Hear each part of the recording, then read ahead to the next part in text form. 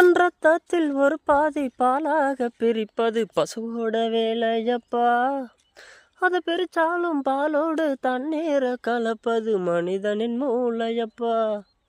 தன் ரத்தத்தில் ஒரு பாதி பாலாக பிரிப்பது பசுவோட வேலையப்பா. அதை பிரிச்சாலும் பாலோடு தண்ணீரை கலப்பது மனிதனின் மூளையப்பா. சாணம் விழுந்தா வரம்பாரு, எருவா எரிச்சா திருநீரு. உனக்கு என்ன வரலாறு, உண்மை சொன்னா தகராறு.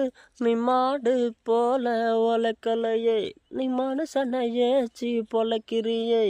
வந்தேண்டா பால்கார, அடடா பசுமாட்டை பற்றி பாட போகிறேன்.